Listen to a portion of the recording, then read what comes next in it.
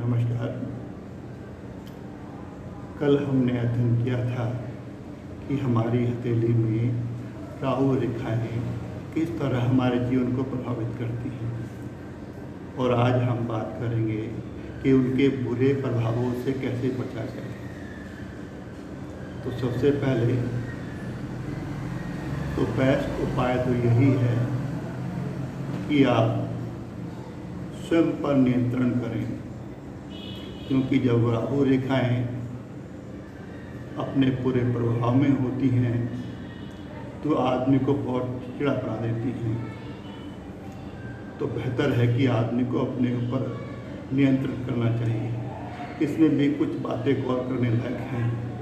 जो रेखाएं मोटी हैं, जैसे यहाँ पर ये रेखा नील मंगल से निकली और इसने आयु रेखा को काटा और फिर इसमें मस्तिष्क को काटा और साथ में हमारे नक लाइन को भी काटा।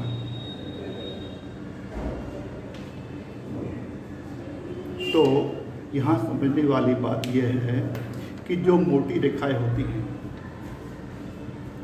तो उनका प्रभाव तकरीबन 2, 2.5 अधिक से अधिक 3 साल रहता है, और जब वो समाप्ति की ओर होती हैं तो अपना बुरे से बुरा प्रभाव डालने की कोशिश करती हैं। ऐसे में आदमी बहुत बेचैन हो जाता है, नींद नहीं आती है। तो उसे समझ जाना चाहिए कि बसंत राहु रेखा का प्रभाव समाप्ति की ओर है और उसकी ज़िंदगी में कुछ अच्छा होने वाला है। कुछ रेखाएं होती हैं जो इतनी मोटी नहीं होती, मान लीजिए इस तरह से, तो वो रेखाएं प्रभाव डालेंगी, लेकिन उनके बुरे प्रभाव की इंटेंसिटी इतनी अधिक नहीं होगी, लेकिन उनका प्रभाव भी अधिक से अधिक 6 महीने होता है। और उनसे प्रति लाइन काट रही हों तो वो अधिक से अधिक 3 महीने अपना प्रभाव डालती हैं, लेकिन ये 3 महीने 6 महीने यह बहुत बुरा दौर होता है। और इनसे बचने के उपाय भी हैं। ये नहीं कि आप उपाय कर दिया तो आपकी राहु रेखाएं बुरा प्रभाव देना छोड़ ही देंगी। नहीं, वो बुरा प्रभाव तो डालेंगी, लेकिन सहन करने की शक्ति, दूसरे उन रेखाओं की इंटेंसिटी वो कम हो जाएगी और 100 के बजाय शायद 50% उनका प्रभाव हो। तो ऐसे में क्या करें? कुछ उपाय हैं, इतने मुश्किल भी नहीं हैं।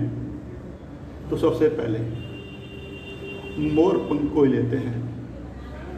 मोर पंख लीजिए, बेहतर है उसे अपने पूजा घर में रखिए।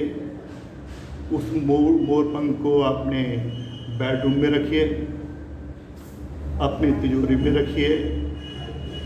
किसी को बीमारी हो उसको 7 बार छुआ दीजिए, या बीमार आदमी के तकिए के बिस्तर के पास रख दो, तकिए के अंदर रख दो। एक तो ये मोर पंख।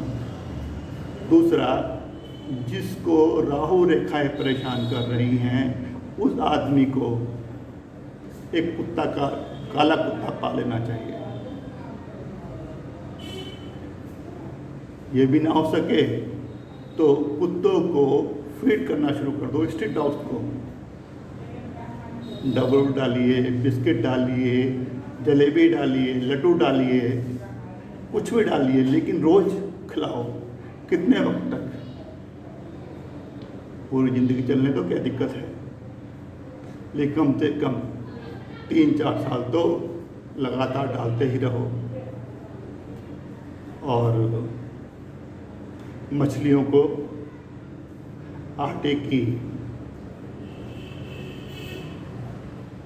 दाना डालें।